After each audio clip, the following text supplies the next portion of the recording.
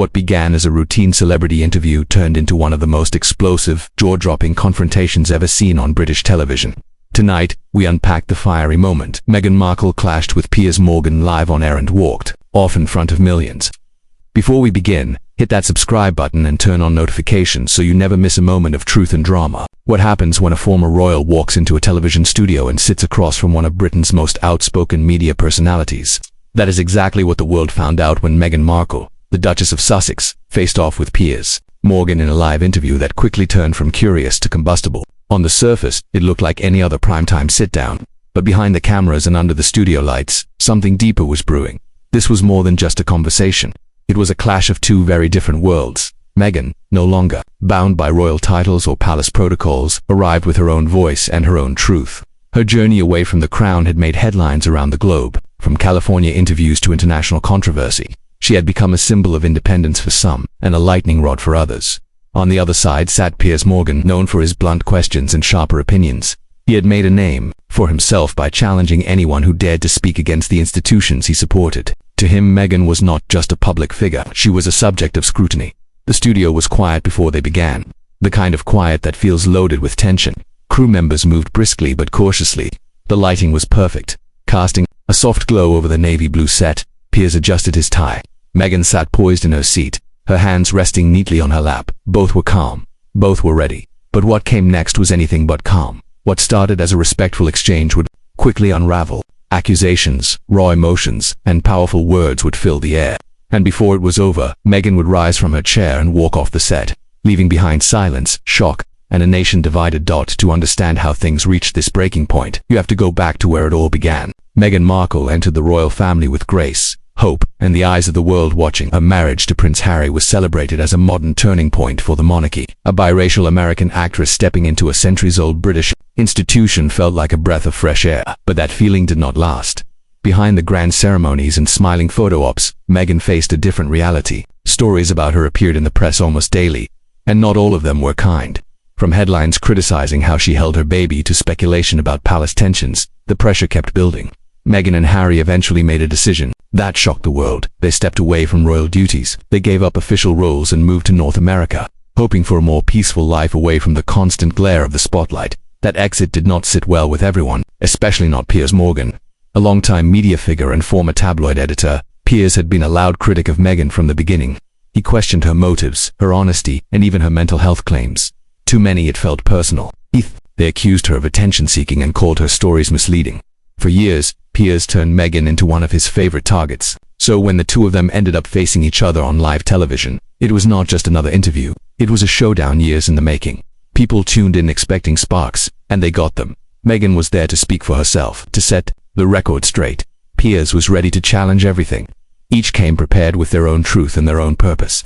What neither expected was how quickly the conversation would spiral. If you are enjoying the breakdown so far, do not forget to subscribe for more dramatic deep dives, celebrity clashes, and cultural commentary. There is always more going on than what makes the headlines.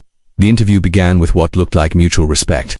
Piers greeted Meghan with a firm handshake and a smile that felt slightly practiced. Meghan returned it with calm professionalism. She had done interviews before, but this one carried more weight. The cameras started rolling, and for the first few minutes, everything seemed under control. Piers started with light questions. He asked about California life, about the weather, about raising kids outside of the royal bubble. He complimented her poise, her charity work, even her podcast. It was a charm offensive, and to most viewers, it seemed like Piers was trying to lower the temperature before turning up the heat.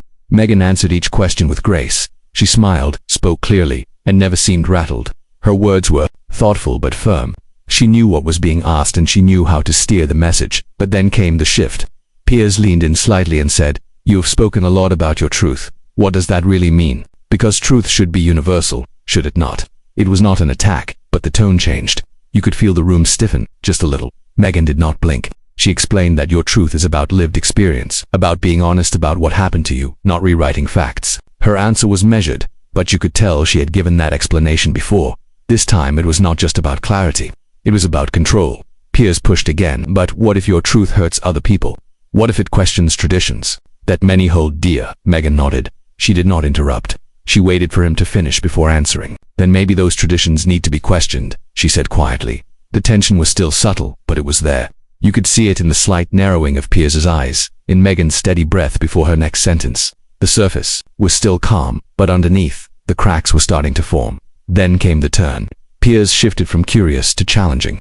He brought up Meghan's past interviews, especially her claim that she felt isolated inside the royal institution. He asked, but how could someone surrounded by staff, by resources, by global attention, how could someone like that feel alone? The question landed with weight. Meghan paused before answering. You could tell she had heard this before, but it still hit a nerve. She looked at Piers and said quietly, because loneliness is not about being alone, it is about not being heard.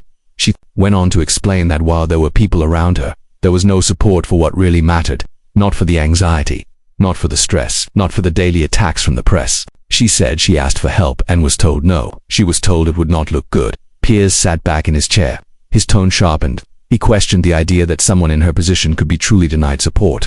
He asked if it was really that bad, or if she was just uncomfortable with the spotlight. Then he brought up mental health.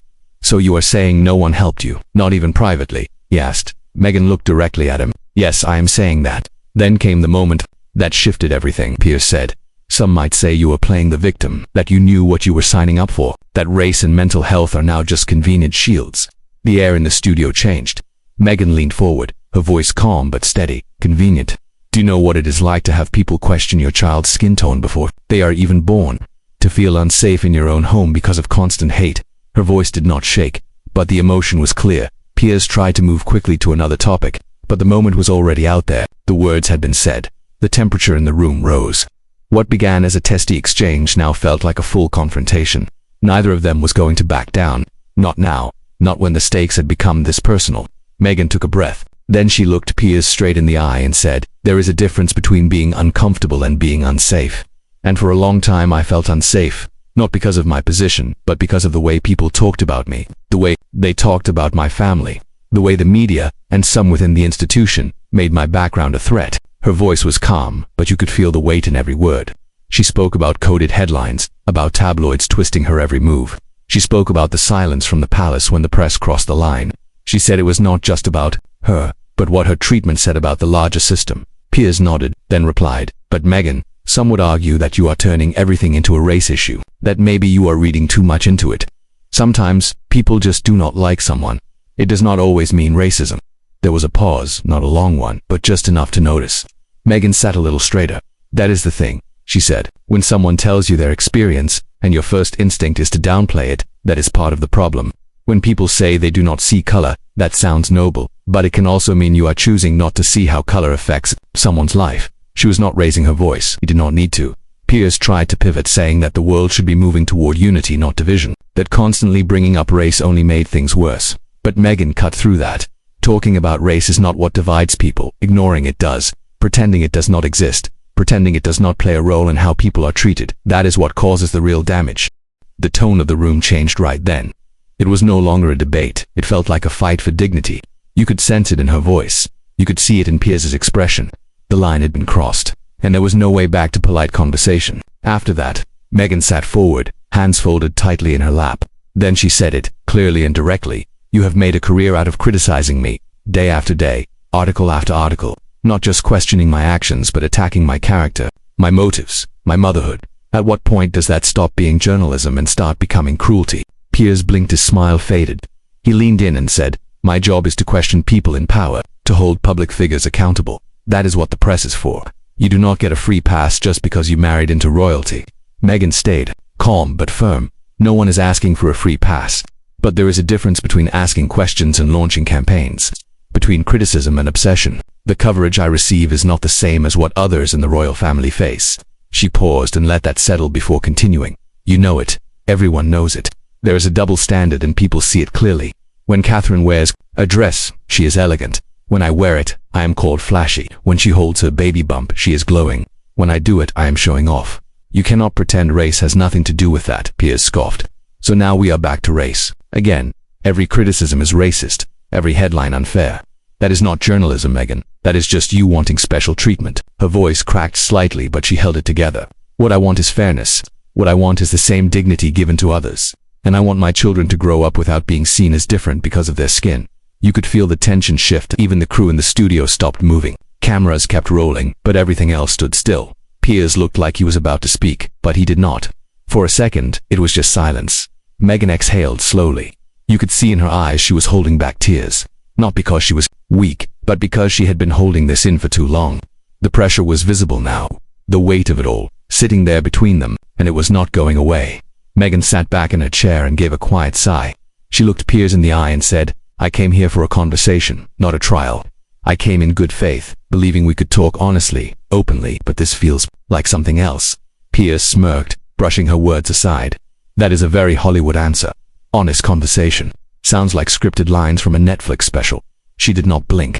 She let the words hang there for a moment, then said, "This is exactly the problem. Every time I speak my truth it is twisted, dismissed. You ask for honesty, but when I give it, you laugh. You call it acting." The atmosphere in the studio changed again. It was colder now, sharper. Meghan's expression tightened, but her voice stayed clear. "I am not here to play into your narrative," she said, "and I will not be gaslit in front of a camera. Not again, not like this." Then she stood up, not dramatically, not in anger, just calm, deliberate motion.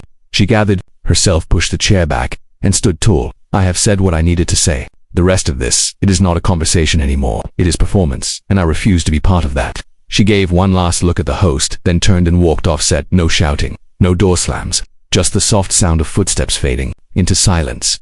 For a moment, no one said anything. Piers sat still, blinking. The crew did not move. The cameras kept rolling, but no one knew what to do next. That moment said more than anything that had been said before. The moment Meghan stood, everything changed. No rush, no drama, just calm, clear intent. She looked straight ahead and said, "I am not here to be shouted down or disrespected." The words landed with weight.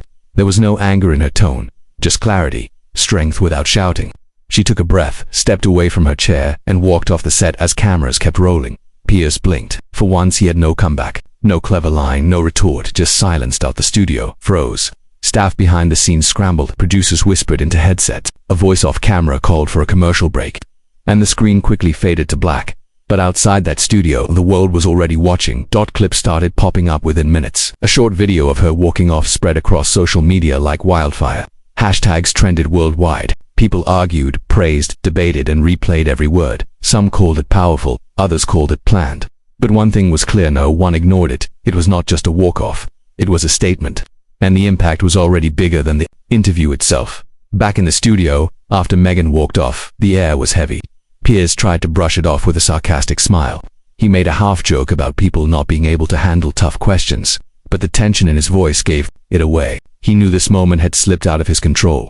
Behind the cameras, producers scrambled to fill time. Staff moved around quickly, unsure whether to resume or call it. On screen, Piers carried on, but the spark was gone. Outside, it was a different story. Social media lit up. Hashtags like hashtag Meghan walks off and hashtag Piers vs. Meghan trended within the hour. Memes flooded timelines. People debated, picked sides, and clipped the moment frame by frame. Some called it a meltdown. Others called it a masterclass in setting boundaries. Commentators, journalists, and culture critics all weighed in. The clip was replayed on morning news and late-night shows. Analysis poured in from every angle. But beneath the noise, something deeper was happening. This was not just a clash between two public figures. It was a flashpoint about who gets to speak and who gets shut down, about how the media treats race, power, and mental health, and about the courage it takes to walk away instead of argue. As the dust settled, one thing stayed clear. The conversation was bigger than the interview. It was about the kind of voices we listen to and the kind we try to silence. Thanks for watching. If this story made you think, share it, talk about it, and most of all, stay critical, stay aware. There is always more beneath the surface.